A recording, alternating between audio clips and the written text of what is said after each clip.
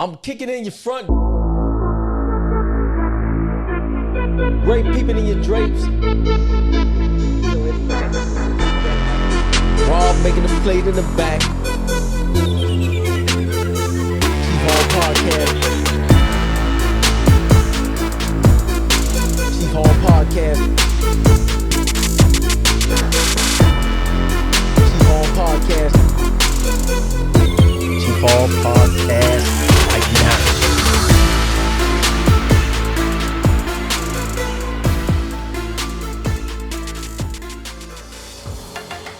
I'm kicking in your front door, Ray peeping in your drapes, and Rob in the back making a plate.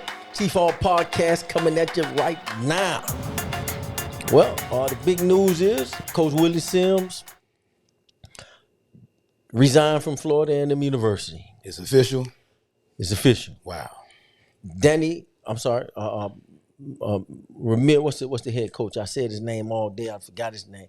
The head coach at Duke, Diaz offered him a position as a running back coach, and he accepted it. And it was milling around for a while. We saw it, it normally happens that way. And I had a lot of ideas about it. I felt that was a job that you take when you get fired. Exactly. It feels like that. But then it means when you get fired from a D1 school.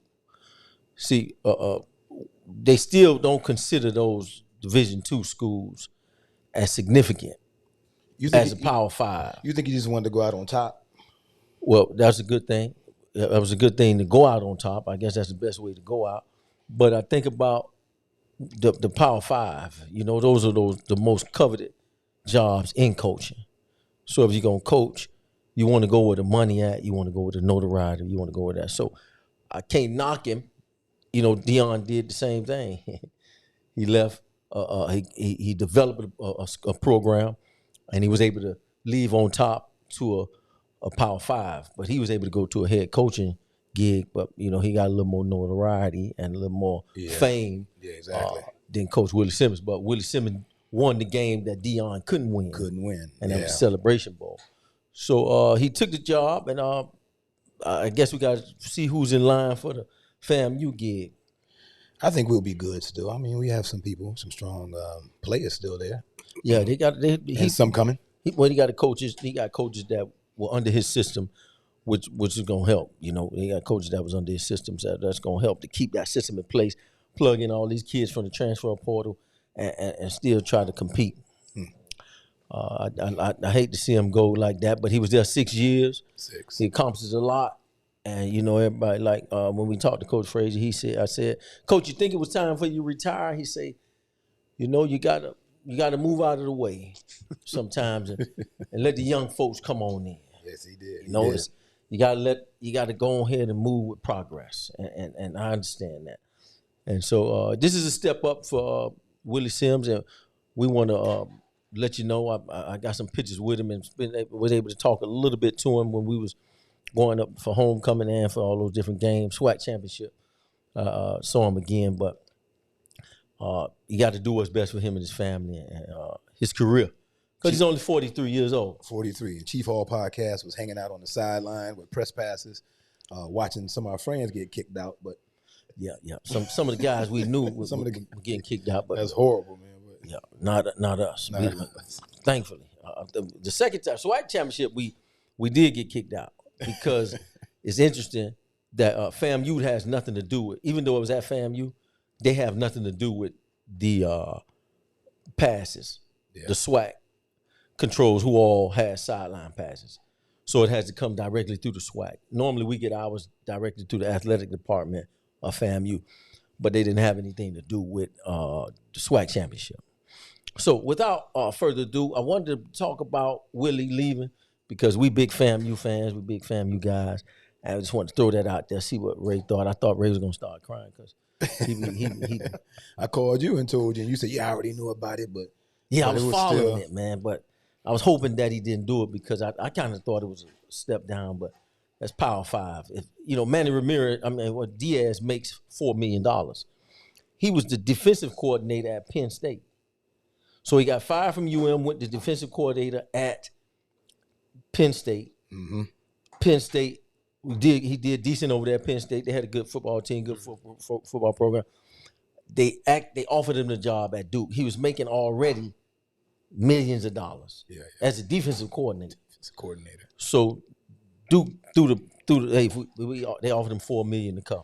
So, but maybe that's something we should talk about later. We should figure out how do we keep a coach there like that? I mean, 6 years or not? I mean, look how long Bama coach. Well, it's hard to compete. How all these different coaches have been there. I know it's a different school, but because of the money. So, do we need alumni? Do we need to start talking to alumni and people to say, look, we want to keep programs because FAMU right now is rated like one of the top HBCUs right now. It is the top. It is the top. But they have the lowest percentage of giving back from the alumni. Those salaries and all that come from contributions. When a school can pay that kind of money, that's the alumni association. There are a lot of powerful people out here that graduates of FAMU that's doing some stuff. So maybe we need to just see how we can make that happen. Because we got to talk about giving and doing that there. But black folk hear that all the time in the churches, in the church. Yeah. So nobody be wanting to give. Every time you talk about giving, they start looking for is the band is the choir finna sing? Exactly. They have a problem with giving, and that's a big thing, man. We got to stop not being able to support and give because they offered him 5 years, 1.5, but once it's published what Duke offered him, everybody gonna say, "Oh, okay, yeah, I see why." Yeah, exactly. yeah. Because a brother want to be able to get to that money. If they offered him 2.5 to coach running backs, hey man, it was a good run. Yeah, I appreciate it. Or $3 million, but that's a lot. That's still nice for his family. That's a lot. Yeah, that's a lot. Because he's just coaching the run backs. I would have liked him to see it. Waited another year. This me. Wait another year. Yeah. Do good again, and other schools gonna come calling for a head coaching job. Yeah. Yeah, he already turned down one from one of the what's the school name up there in middle from Minnesota. Somebody Middle Tennessee.